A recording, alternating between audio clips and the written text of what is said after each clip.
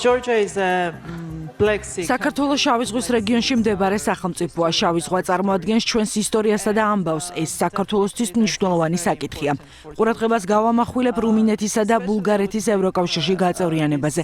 საქართველოსთვის, ქვეყნისთვის, რომელიც ისწრაფვის ევროკავშირის წევრობისკენ, შავი ზღვა გადაიქცა დამაკავშირებელ ზღვად. სწორედ ასე ვუყურებთ ჩვენ ამ მოცემულობას.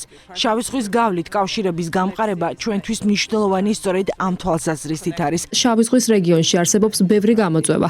პირველ რიგში უსაფრთხოებასთან დაკავშირებულ გამოწვევებს გულისხმობ. 2008 წელი არ გახლდათ დასაწყისი. სინამდვილეში ეს პროცესი 90-იან წლებში დაიწყო. მაშინ, როდესაც უსაფრთხოების არქიტექტურა კითხვის ნიშნის ქვეშ დადგა კრემლის მიერ და ეს პროცესი დღემდე გრძელდება. რუსეთის ფედერაციის მიერ გრძელდება ორი ქვეყნის რეგიონის ოკუპაცია და ამორიდან ერთი აფხაზეთი სწორედ შავი ზღვის მოსაზღვრეა. შემდგომ ვიხილეთ ყირიმის ანექსია. ის რაც ხდება უკრაინაში კიდევ ერთი მოცემულობაა იმისა, თუ რაც ხდება შავი ზღვის რეგიონის უსაფრთხოების თვალსაზრისით. ამ საკითხის განხილვა ამ გამოწვევების ხსენების გარეშე რთულია.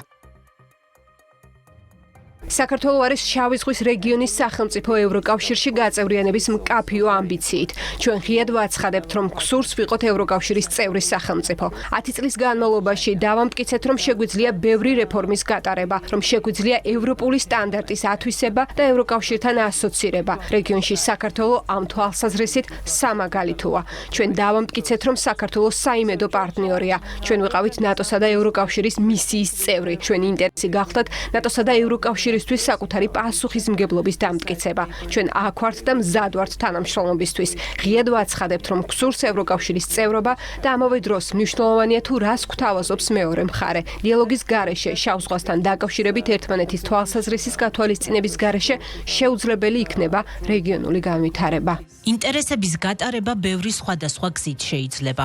ჩვენ ვირჩევთ თანამშრომლობას, კარგ თანამშრომლობას ორმხრივი სარგებლის მიღების მიზნით. საქართველოსა და ევროკავშირისთვის კავშირების გაძლიერება და პარტნიორობა ჯერა რომ ორივე მხარისთვის სარგებლის მომტანი იქნება. დაკავშირებადობის ზრდის მიმართულებით. ევროკავშირს ესაჭიროება საქართველო და საქართველოს ევროკავშირი. სულ ახლახანს რუმინეთთან, უნგრეთთან და აზერბაიჯანთან ერთად ხელი მოვაწერეთ ამ სფეროში თანამშრომლობის შესახებ შეთანხმებას, რომელიც ევროკავშირისთვის ასე მეტად მნიშვნელოვან მწვანე ენერგიასთან კავშირშია. აღმოსავლეთითაც მნიშვნელოვანია ცქერა, მნიშვნელოვანია პარტნიორობის განვითარება ცენტრალური აზიის სახელმწიფოებთან, ჩინეთის სახალხო რესპუბლიკასთან. ამის გარეშე დაკავშირებადობაზე საუბარი ზედმეტია. აღმოსავლეთისა და დასავლეთის კავშირი გულისხმობს ორმხრივად განვითარებულ თანამშრომლობას. ასე რომ ქართული მაგალითი საინტერესოა. განსაკუთრებით ეკონომიკური თანამშრომლობის თვალსაზრისით.